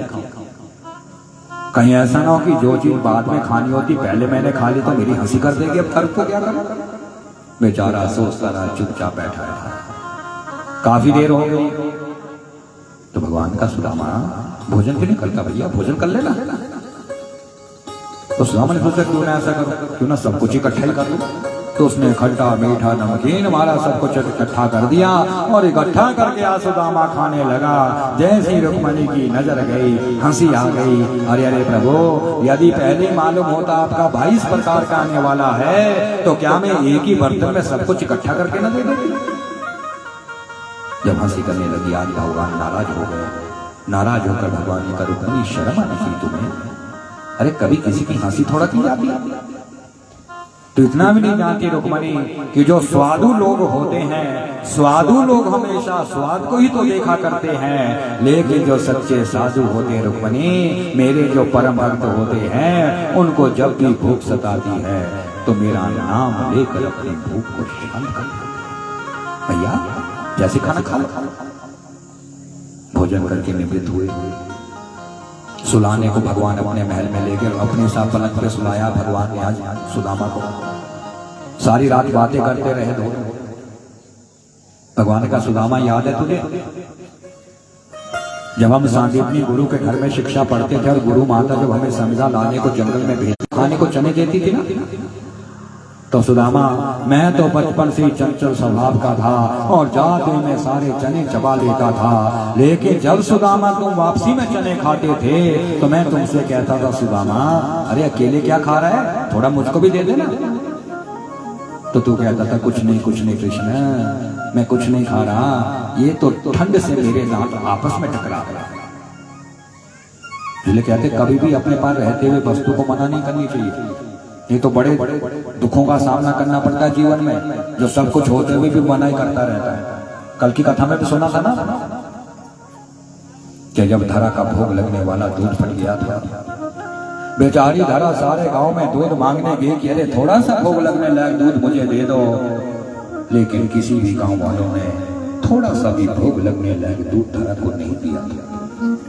तो आकर बेचारी ने जब अपना स्तन काट कर भगवान के सामने चढ़ाया था, तो देखो उस समय भगवान ने पूरे गांव वालों को शाप दिया, अरे गांव वालों, आज तुमने मेरी भक्तानी को थोड़ा सा भोग लगने लायक दूध ना दिया, जो आज इस बेचारी को अपना स्तन काट कर मेरे सामने चढ़ाना पड़ा।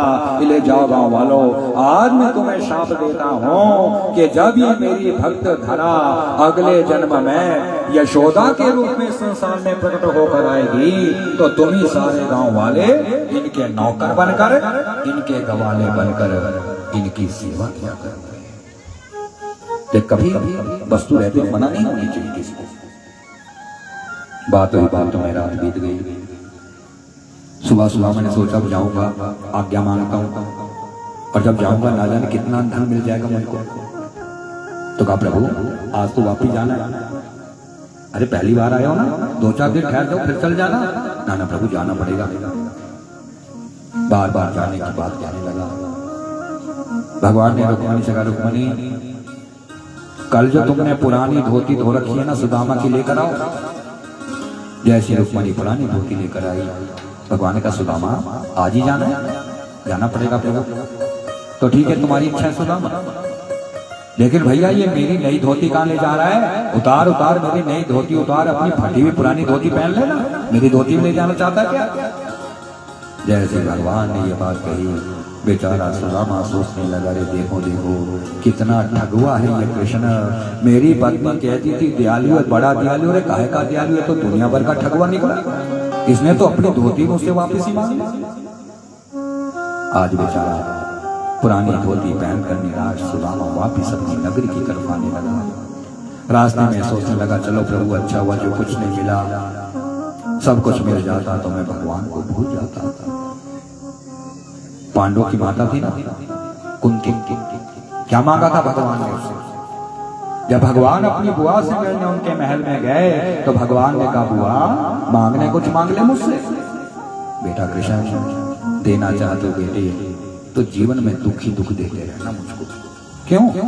क्योंकि बेटा यदि जीवन में मुझे दुख देते रहोगे तुम, तो कम से कम मैं तुम्हें याद तो कर पाऊंगी, और यदि तूने मुझे हर प्रकार से सुखी बना दिया तो मैं तो तेरे नाम को ही भूल जाऊंगा। लेकिन भगवान तो लीला करते महाराज। भगवान ने योग माया को बुलाया और योग माया को बुलाकर आज्ञा दी, योग माया आज मेरा भक्त मेरे घर से निराश होकर निकला है, ऐसा करो सुदामा से पहले इसकी नगरी में जाओ और इसकी नगरी को मेरी द्वारकापुरी से भी सुंदर और लंबा चौड़ा बना दो। जैसे सुदामा अपनी नगरी में पहुंचे, क्या देखा यहाँ तो किसने बड़ा भारी महल बना दिया। अरे ना जाने किसने मेरी झोंपड़ी उखाड़ कर इतना बड़ा महल बना दिया।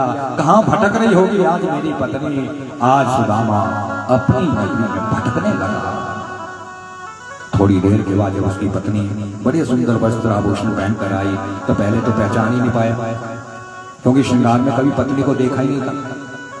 पहले तो पहचान ही नहीं कि मेरी पत्नी है, कौन है। लेकिन जब वो पांव छूने लगी तो हैरान हुआ है सुदामा, अरे अरे ब्राह्मणी, ये क्या हो गया तुझको एक ही दिन में? इतने सुंदर वस्त्र आभूषण कहां से मिल गए तुझको? ये तो मेरे कृष्ण भगवान ने मुझे दिया है।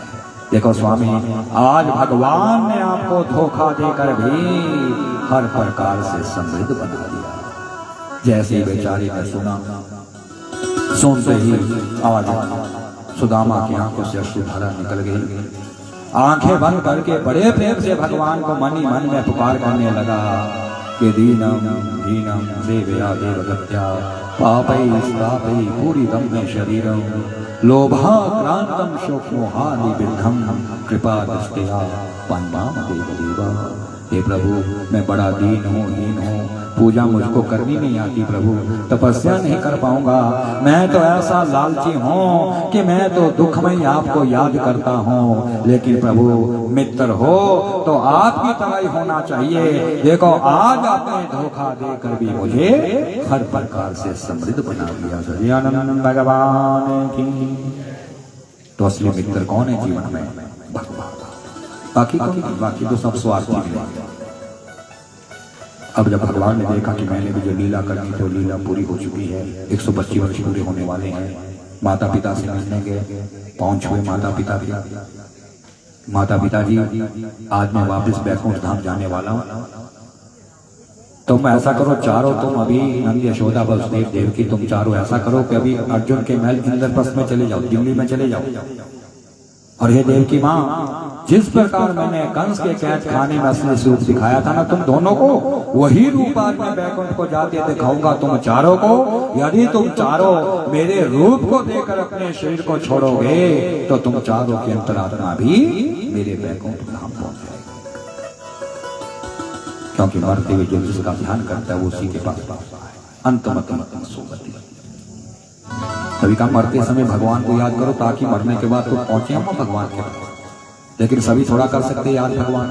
कौन कर सकता है? वही जिसको आदत है बचपन से, जिसको बचपन से नाम भगवान का नाम लेने की आदत ही नहीं है, तो मरते समय उससे कहेंगे कि अरे भैया राम राम बोलो, राम राम बोलो, बोल ही नहीं पाएगा। जब आदत ही नहीं तो कौन से बोल पाएगा? इसलिए अंतमति सोगति, जैसी मति होती वैसी वैसी होती है। भगवान चले गए वहां से सरगंडा की झाड़ी में तपस्या करने के लिए। उतने में एक जना नाम करके शिकारी वहां शिकार करने आया। भगवान झाड़ी के पीछे बैठे थे, योगाभ्यास कर रहे थे और मुंह से मोटा मोटा श्वास निकल रहा था। जैसे जरा ब्याज को श्वास की आवाज सुनाई दी, उन्हें सोचा नहीं हो सकता है कोई मृग ना छिप कर बैठा हो, बाण क्यों ना चलाया जाए। जैसे उसने धनुष पर बाण चढ़ाकर मारा, सरगंडा की झाड़ी की तरफ फेंका, वैसे आज वो बाण हमारे भगवान के पांव पर लग गया। भगवान समझ गए, अरे देखो देखो, ये जरा नामक शिकारी मुझे सूचना दे रहा है कि हे कृष्ण, तुम्हारा जो इस संसार में रहने का 125 वर्ष का समय था, वो समय अब तुम्हारा पूरा हो चुका है। क्यों ना शरीर छोड़ दिया गया? आज भगवान ने शरीर छोड़ा सरगंडा की झाड़ी के पीछे और अपना छोटा स्वरूप बनाकर भगवान दूसरी झाड़ी में चले गए। पांव बड़े कोमल है हमारे भगवान के, बाकी पूरा शरीर वज्र का है भगवान का, लेकिन पांव बहुत कोमल है। क्योंकि एक बार दुर्वासा जी गए थे द्वारकापुरी कृष्ण भगवान से मिले। ब्राह्मण है दुर्वासा जी, ब्राह्मण। भगवान ने जब देखा कि ब्राह्मण देवता मेरे महल में आए तो उन्होंने अपने हाथों से ब्राह्मण देवता के पांव धुलाए, दुर्वासा के पांव धुलाए। और पांव धुलाने के बाद देखो क्या किया भगवान ने। कहते जो पांव का धोया हुआ वो जल था, भगवान ने दुर्वासा ऋषि के सामने वो जल को उठाया और उठाकर अपने पूरे शरीर के ऊपर वो जल गिरा दिया, लेकिन अपने पांव में एक भी बूंद वो जल की नहीं लगने दी। तो दुर्वासा ने कहा कृष्ण, यदि तूने मेरे पांव के धोए हुए जल को अपने ऊपर गिराना ही था तो अरे कम से कम पूरे शरीर पर तो गिराया होता ना, पैर पे क्यों नहीं गिराया? भगवान का दुर्वासा जी, इतना बड़ा पाप मैं अपने जीवन में कैसे ले सकता हूं कि एक ब्राह्मण के पांव में पाँव के धोए हुए जल को मैं अपने पाँव से कैसे लगा सकता हूँ? कितना बड़ा पाप लगना था मुझको यदि मैं आपके पाँव का धोया हुआ जल अपने पैरों में लगा। दुर्वासा ने कहा कृष्ण वो तो ठीक है, लेकिन देख कृष्ण अब तुम्हारा सारा शरीर तो वज्र का बन चुका है, लेकिन तुम्हारे पाँव बिल्कुल कोमल रह चुके हैं। इसलिए कहते जीवन में कभी ब्राह्मण को पाँव का स्पर्श नहीं होना चाहिए,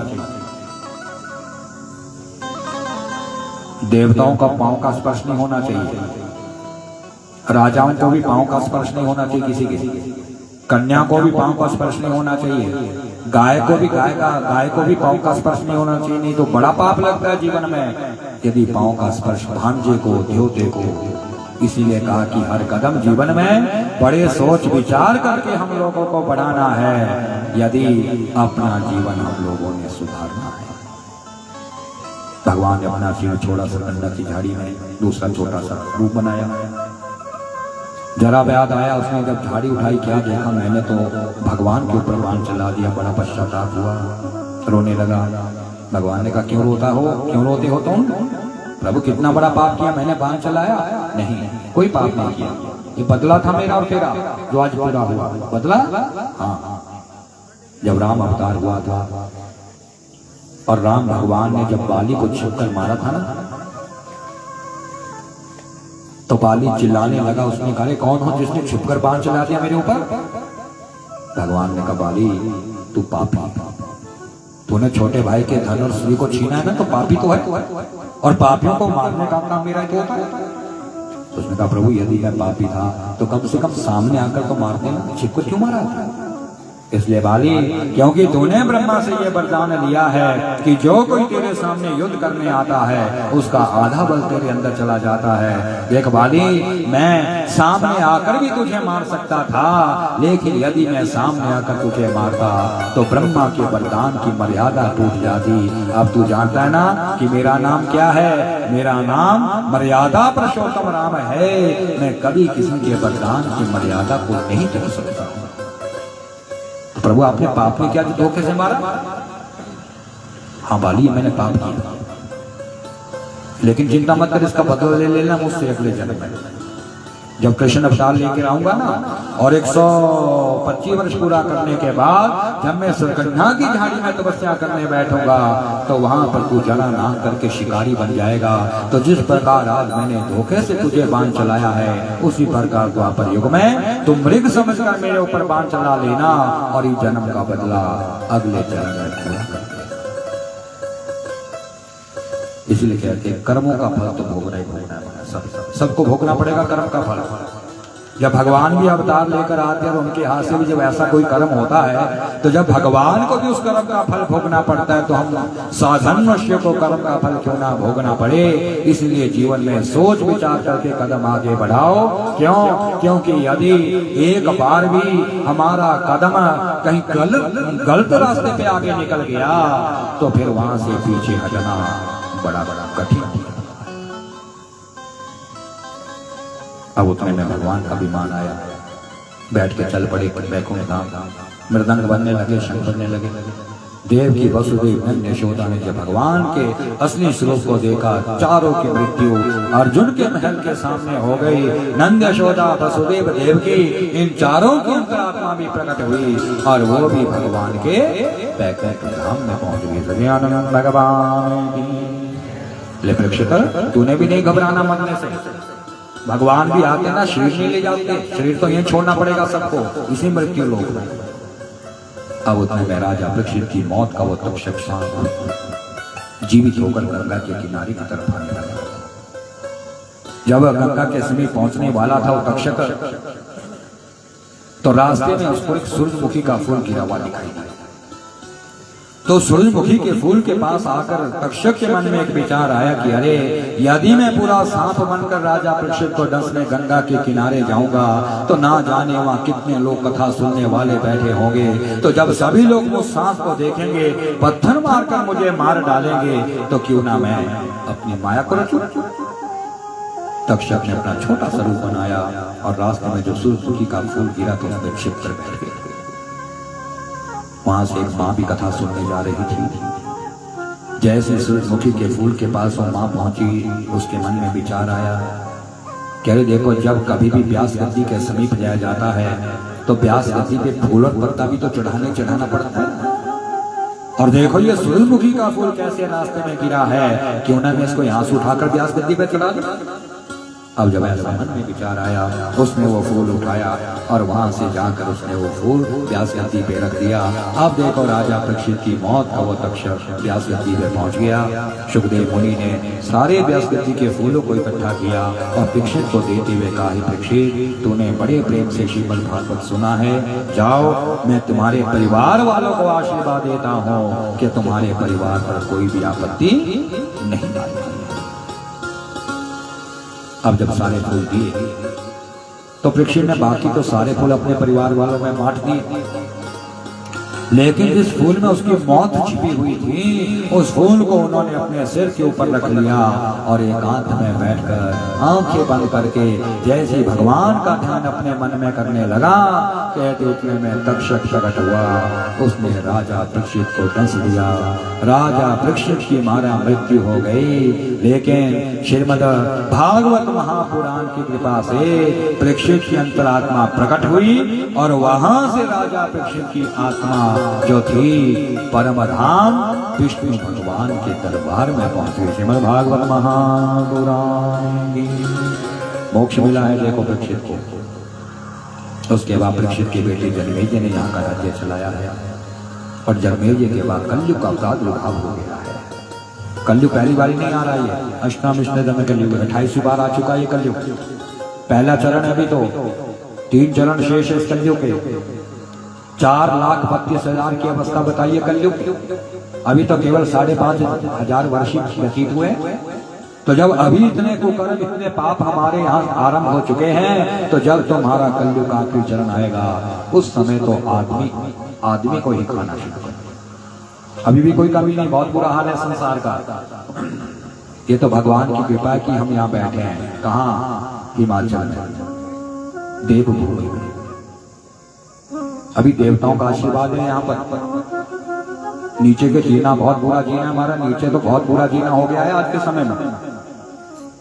तभी कहते एकजुट हो जाओ, सनातन की रक्षा करो, अपने धर्म की रक्षा करो, अपने देवी देवताओं की रक्षा करो, मर्यादा में रहो। जो मर्यादा बनाई है ना देवी देवताओं ने, उसमें रहना चाहिए, अपनी मर्यादा नहीं तोड़नी चाहिए। एकजुट हो जाओ, क्योंकि सनातन को गिराने वाले बड़े से बड़े आसुरी वृत्ति के लोग पैदा हो चुके हैं। कोई भी धर्म का काम करोगे कुछ ना कुछ विघ्न वो पैदा करेंगे। पहले भी कहा था ना, इतना बड़ा यज्ञ हो रहा है यहाँ पर हमारे क्षेत्र में, हिमाचल में, तो मुझे लग रहा है पहली बार ही हो रहा है। लेकिन इसमें कई लोग आसुरी वृत्ति के भी बैठे हुए हैं जो कोई ना कोई गलतियां ही निकालते रहेंगे, क्योंकि लोगों का काम क्या गलती निकालना। सहयोग नहीं देते आज के लोग, गलतियां निकालते हैं। कौन निकालता है? जो आसुरी वृत्ति के लोग होते हैं वही अपने सनातन धर्म के ऊपर आघात पहुंचाते हैं। अभी बहुत कुछ सुनने को मिलेगा महाराज, लेकिन हमने उनकी बातों में बिल्कुल नहीं आना है, क्योंकि आसुरों का काम क्या है? आसुरियों का, राक्षसों को काम क्या है? बहकाना, लोगों को बहकाना, उनको धर्म से गिराना। एकजुट हो जाओ, अभी भी समय है, वो समय दूर नहीं। जैसा आज बंगाल में हो रहा है ना, अफगानिस्तान में हो रहा है क्या कि आदमी का घर से बाहर निकलना ही कठिन हो चुका है। यदि अभी एकजुट हम नहीं हुए, हमने अपने धर्म की रक्षा यदि अभी भी नहीं करी, तो वो दिन दूर नहीं रहेगा कि आदमी का घर से बाहर निकलना ही बड़ा कठिन हो जाएगा। इसलिए महाराज समझो, बात को समझो, अपने धर्म की रक्षा करने के लिए आगे बढ़ो। कहते धर्म की रक्षा करने के लिए यदि जीवन का बलिदान भी देना पड़े तो वहां से भी मनुष्य को पीछे नहीं हटना चाहिए। क्यों? क्योंकि भगवान ने स्वयं कहा है कि अरे जो धर्म की रक्षा करता है, धर्म भी उसकी रक्षा अवश्य किया करता है, और जो अपने धर्म के ऊपर ही आघात पहुंचा देता है, धर्म उस आदमी को जड़ से नष्ट करता है। और इतना सुंदर कर्म किया देखो आप लोगों। और ऐसे ऐसे धार्मिक आयोजन तो होते रहने चाहिए, तभी हमारे देवी देवताओं को भी तो बल मिलेगा ना। क्योंकि यज्ञ करने से किसको बल मिलता है? देवताओं को बल मिलता है। मंत्रों का उच्चारण करने से किसको बल मिलता है? हमारे देवी देवताओं को बल मिलता है। इसलिए जो मर्यादा बनाई है देवी देवताओं ने, हमारी उस मर्यादा में हम लोगों ने रहना, क्योंकि ये जीवन बार बार हम लोगों को नहीं मिलता है। और देखो भागवत कहता है कि कलयुग का जब आखिरी चरण आएगा तो कलयुग के आखिरी चरण में हमारा मनुष्य का कद इतना होगा जितनी हमारी बाजू है, कितना छोटा रह जाएगा देखो आज, जितने हमारे हाथ है। और 20 वर्ष से ज्यादा कोई भी जीवित नहीं रह पाएगा। सबसे लंबी अवस्था, सबसे लंबी उम्र कितने वर्ष की बताई? 20 वर्ष। और कद कितना? जितना हमारा हाथ, कितना छोटा हो जाएगा उस समय आदमी। और कद तो घटता घटता ही जा रहा है ना। देखो पहले हमारे पूर्वज कितने लंबे चौड़े होते थे, उनकी अगली पीढ़ी आई नीचे हो गई, उससे अगली आई नीचे हो गई, हमारी आई नीचे हुई, हमारे से अगली और नीचे गई, उनसे अगली और नीचे जाएगी। तो विचार करो आखिर में कितना आदमी रहेगा? जितने हमारा हाथ है। व्यास गद्दी में भी चढ़ाना होगा तो हमारा सीढ़ियां लगानी पड़ेगी, तब पीछे से धक्का दे के चढ़ाना पड़ेगा। भी चलो थोड़ी कथा तो सुना दो भगवान की। कितना छोटा सा आदमी होगा उस समय। और पहले कितने बड़े बड़े लोग होते थे। आज भी जाओ देखो करसोग की तरफ जाओ, ममलेश्वर महादेव का मंदिर है, वहाँ कामाक्षा का मंदिर है। वहाँ भेखल का ढोल देखना कितना बड़ा है, भेखल का ढोल। अब तो भेखल ही कितनी होती है ना। वहाँ देखना कि 4 आदमी भी ऐसे भी नहीं पकड़ सकते, लंबा भी उतना बड़ा है। वो कब का है? द्वापर युग का। भीमसेन लाए थे उसको वहां पर जब अज्ञात वनवास हुआ था ना। कौरवों ने जब उन्हें देश निकाला दिया था, अज्ञात वनवास में जब वो थे, तो उस समय वो करसोग के इलाके में भटक रहे थे। उस समय लाए थे। और गेहूं का दाना देखना, उसमें चांदी के उसमें रख रखा है ममलेश्वर महाराज के। कितना बड़ा है गेहूं। और जो ममलेश्वर की मूर्तियों के नाभि में हीरा है। ऐसे ऐसे दिव्य स्थान है हमारे इसके। और हम और आप लोग इतने सौभाग्यशाली है। देखो क्यों स्टेट वाले कितने सुंदर सुंदर सिद्ध पीठ बने हैं हमारे। पार जाओ हमारे दुर्गा देवता जी बैठे हैं। आगे जाओ कथेश्वर देवता महाराज विराजमान है। इधर आ जाओ तारा मैया ऊपर बैठी है, जिसके चरणों में बैठकर हम कथा का श्रवण कर रहे हैं। वहां से नीचे चले जाओ हनुमान जी बैठे हैं। इधर आ जाओ हमारे महानाम जी बैठे हैं। और यहाँ आज हमारे चौकेश महाराज भी आ गए। तो कितना बड़ा सौभाग्य है जीवन का। तो जैसा कि आप जानते हैं कि आज पारायण का दिन है, समाप्ति का दिन है। तो जो आशीर्वाद सुखदेव मुनि ने राजा परीक्षित के परिवार वालों को दिया है, वही आशीर्वाद हम अपने क्योंठल रियासत के राजा साहब परम श्रद्धेय श्री 105 खुश विक्रम सेन जी तथा हमारे क्योंठल रियासत की राजमाता जी और आप सभी भगवत प्रेमी जिन्होंने इतना बड़ा अनुष्ठान, इतना बड़ा महायज्ञ अपने हाथों से किया। और यहाँ कमेटी के सभी सदस्य, सभी ब्राह्मणों की तरफ से आपको हम आशीर्वाद देते हैं।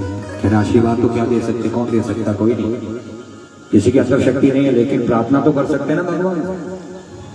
तो प्यास करती की मर्यादा को देकर जो आशीर्वाद दिया है, वही आशीर्वाद हम आप सभी को देते हैं कि श्री कृष्ण कुशलम करोतु भरताम दाता प्रजानां सुखम निर्विघ्नं गणनायक प्रतिदिनं भानो प्रतापोदयम् शंभुस्ते धन धान्य कीर्तिमतुलं दुर्गानिनाशं सदा गंगा ते कल्पापहानि शिविरं लक्ष्मी प्रिय तिष्ठतु।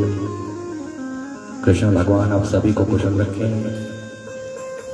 गणेश भगवान, जिस प्रकार गणेश भगवान ने 8 दिन का कार्यक्रम बड़े अच्छे ढंग से संपूर्ण किया, कोई विघ्न बाधा नहीं आने दी, ऐसे गणेश भगवान अच्छे से अच्छे क्रम यज्ञ हम आपसे करवाते रहे, बड़े से बड़े यज्ञ करवाते रहे भगवान हमसे।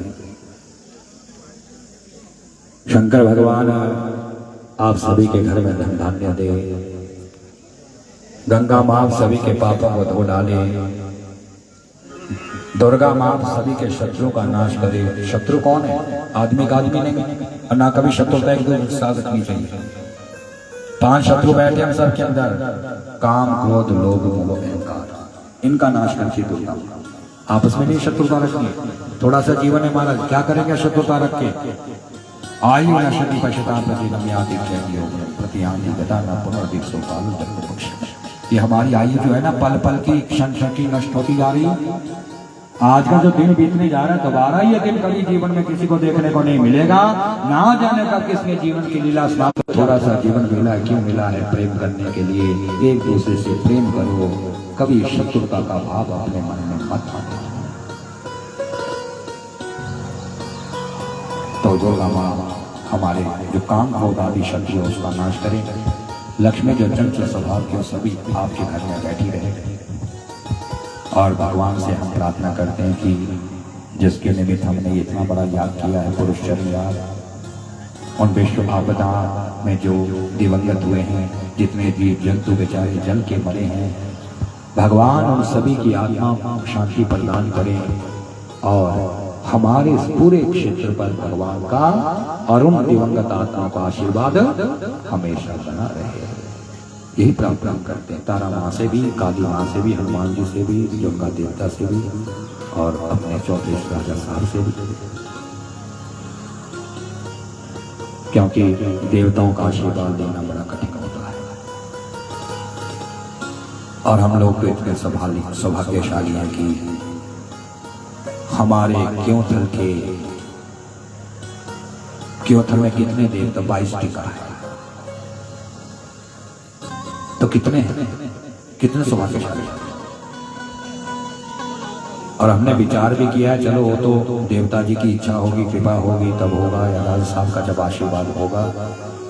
क्योंकि अभी हमारे कटेश्वर देवता नहीं उठे हैं, जातर में नहीं आए हैं। और जिसने वो जातर करेंगे तो विचार है, अभी तो खैर 2 ही परगणों का है, फिर हमने बाकी परगणों से भी बात करनी है। क्या विचार है हमारा? कैसा यज्ञ जीवन में करके जाना है हमने, जो कभी देखा और सुना ना हो। सबके मन में विचार है कि जब हमारे कटेश्वर देवता जी इस यहाँ पर आना आरंभ करेंगे, यानी कि जब उनकी यात्रा आरंभ होगी, 22 टीकों को बुलाकर 8 दिन तक यही पुरुष गायत्री और भागवत की कथा यहाँ पर हम करवाएंगे, करेंगे। लेकिन तब यदि आप सभी का सहयोग, कितना अच्छा बनेगा। सभी हैरान होंगे, अरे देखो देखो, क्योंथल वालों को देखो, आज 22 टीके एक जगह बैठे हुए हैं और पूरे इलाके के लोग, पूरे क्षेत्र के लोग उनका दर्शन करेंगे। लेकिन होगा तब जब देवताओं का आशीर्वाद होगा, जब राजा साहब का आशीर्वाद होगा, तब यह काम होगा। और केवल 22 ही नहीं, औरों के भी तो इष्ट और भी तो है, उनको भी तो बुलाना पड़ेगा। ना जाने कितने देवता आकर यहाँ पर विराजमान होंगे, क्योंकि सभी को बुलाना है हमने। जब बुलाना है तो सभी देवताओं को इकट्ठा किया जाएगा और सभी को 8 दिन तक भागवत की कथा भी सुनाई जाएगी। और आप लोगों को भी आशीर्वाद लेने का सौभाग्य प्राप्त होगा, यदि भगवान की कृपा रही। आप लोगों का यदि आशीर्वाद रहा तो महाराज क्योंथल वाले तो बड़े से बड़ा यज्ञ कर सकते हैं, लेकिन एकजुट रहना चाहिए, अपने देवताओं का सम्मान करना चाहिए। और साक्षात देवता होते हैं राजा, और चौथा इष्ट हमारे ये तो है। कितनी बड़ी बात है।